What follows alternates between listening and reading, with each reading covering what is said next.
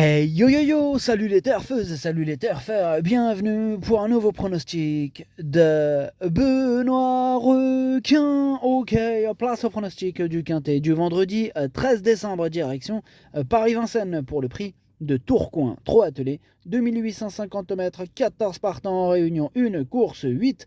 Il y a un rendement de distance de 25 mètres à partir du numéro 9 et l'indice de confiance, c'est 3 sur 5. Petit retour sur le Quintet de ce mercredi. Dans mon pronostic, je vous ai donné le tiercé en 4. Par contre, ça ne payait pas.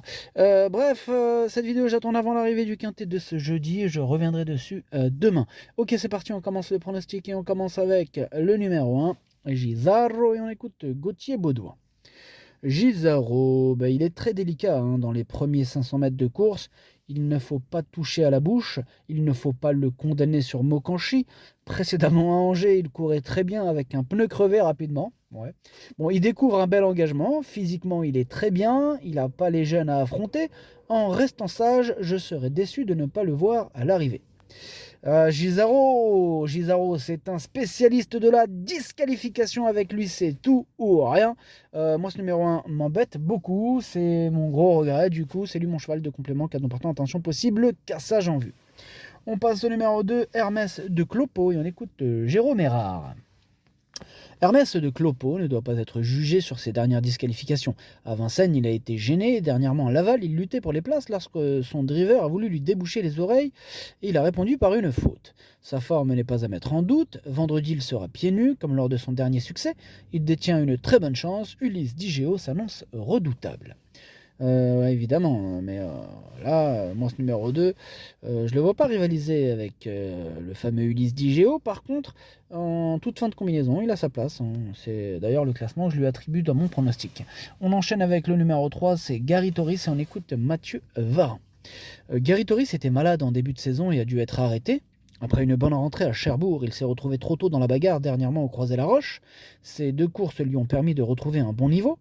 Il est extra au boulot. S'il court comme il travaille, il va jouer les bons rôles de ce Quintet. Oh, il nous a fait... ça partait presque en Jean de La Fontaine, là.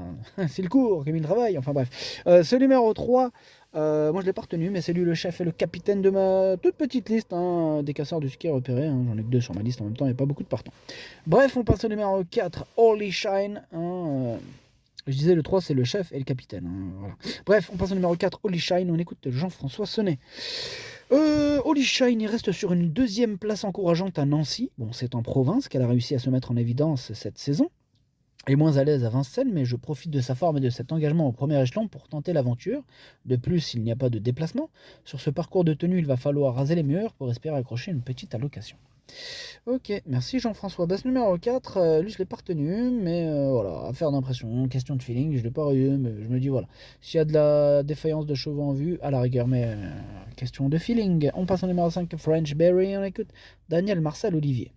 Frenchy Berry revient à Vincennes pour cette bonne course en tête. J'ai opté pour cet engagement plutôt que d'aller à Angers où il rendait la distance. Les 6 ans sont absents, contrairement à Nantes dernièrement. Il n'a pas démérité lors de sa dernière sortie où il rendait la distance. Il fait bien Vincennes et évolue en bonnes conditions. Sérieux, il va viser une 4e ou 5e place. Ok, merci Daniel. Ce numéro 5, moi, il me plaît bien. Je l'ai gardé, mais en fin de combinaison. On enchaîne avec le numéro 6, History Magic. Et on écoute Florian Tabès. History Magique est préparé pour cet engagement depuis un moment. D'ailleurs, j'ai volontairement attendu avant de la déférer. Dernièrement, sans artifice et ferré lourd, elle a eu un bon comportement à Cherbourg. Elle aura un débouche-oreille cette fois. J'espère la voir devant Hermès de Clopo. Ce n'est pas une débouleuse, mais elle sait faire le dernier kilomètre. Ulysse Digéo sera à battre, mais elle est prête. Elle est prête. Moi, il me plaît bien aussi ce numéro 6. Faites attention à cette History Magic qui peut en étonner plus d'un. Moi, je l'ai mis 6e. On passe au numéro 7, Honneur du CB. On écoute Alexandre Wissock. Honneur du CB, il a repris beaucoup de morale cet été en arpentant les petits hippodromes du sud-ouest. Dernièrement à Chartres, il s'est imposé plaisamment après avoir bénéficié d'un bon déroulement de course. Dans la foulée, là, il bénéficie d'un bel engagement. Au premier poteau, il travaille bien à gros bois. Bref, en lui masquant l'effort, il n'est pas incapable d'accrocher une petite place. Ok, merci Alexandre. Bah, moi, ce numéro 7, je l'ai pas retenu. Il est à l'arrière de ma petite liste des possibles troubles faits. On passe au numéro 8, Forrest Gump 7. Et on écoute Cédric Terry. Bah, Forrest Gump 7, il est idéalement engagé en tête. Il n'a pas de problème pour évoluer à main gauche. La grande piste va lui convenir. C'est une belle course. On l'a vu depuis un moment. Sa semi-rentrée à Toulouse est bonne dernièrement. On a fait appel à Jean-Michel Bazir. Les jeunes et les étrangers sont absents. Cela fait un moment qu'il n'a pas évolué pieds nus.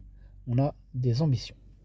Ok, merci Cédric. Bah moi ce numéro 8 il fait partie tout simplement de mes préférés. Je l'ai mis très haut, je l'ai mis troisième. Il peut faire très mal. On passe à numéro 9, Gabelou Carizé. On écoute Jacques-Étienne Tué. Bah, Gabelou Carizé n'a pas véritablement jailli pour finir dernièrement. Bon, là, il est un peu vieillissant, hein. Il a aussi les pieds sensibles et il doit être plaqué. Bon, ici, il rend la distance, mais les étrangers et les 6 ans sont absents, donc ça reste une belle course. On va courir pour une 4e ou 5e place. Il va sans doute se reposer ensuite et préparer l'herbe en 2025.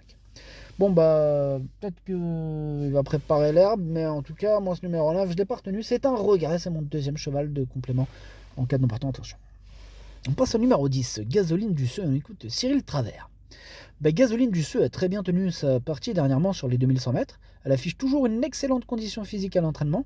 Les données changent puisqu'elle doit cette fois rendre 25 mètres sur un parcours de tenue. Il va falloir éviter les efforts. Elle peut toutefois profiter de sa forme et celle de son driver pour accrocher une place.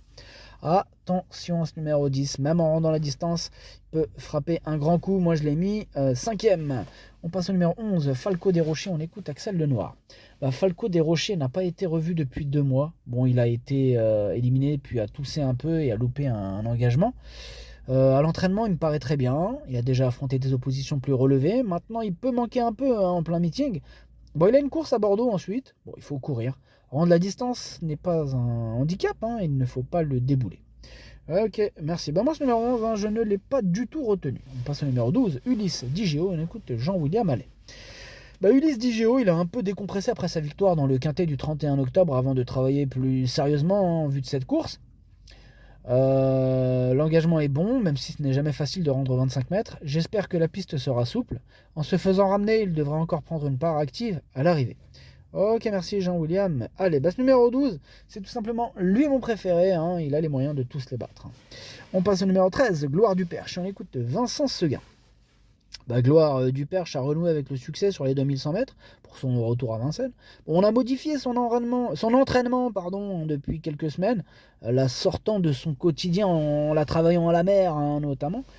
Elle a pu concrétiser. Ouais. Bon là, les 6 ans sont absents ici. Bon, elle est restée gai au travail avec de l'allant. Faut rendre la distance. Voilà, sa place à l'arrivée. Hein. Je crains en priorité Ulysse Digéo. Tout le monde le craint, c'est pas que toi Vincent, tout le monde. Bref, ce numéro 13 fait partie de mes préférés, avec un bon parcours. Pourquoi pas espérer même gagner ce quintet? Pourquoi pas? Moi je l'ai mis 2e. Et on termine avec le numéro 14, Gala de Crène. Et on écoute Ernaud Zirmet. Gala de Crène n'est pas le plus tranchant à Vincennes, mais bon, il a pu patienter en bon rang dernièrement sur les 2100 mètres et il a conservé la 4e place. Oui, il ne faut pas lui demander un effort dans la montée. Voilà. Maintenant, je ne peux pas refuser de telles conditions à seulement 90 € du plafond des gains. 90 €, c'est quoi 90 €? On est d'accord. À l'issue d'un bon déroulement de course, il peut encore terminer dans les 5 premiers. Ouais, c'est vrai.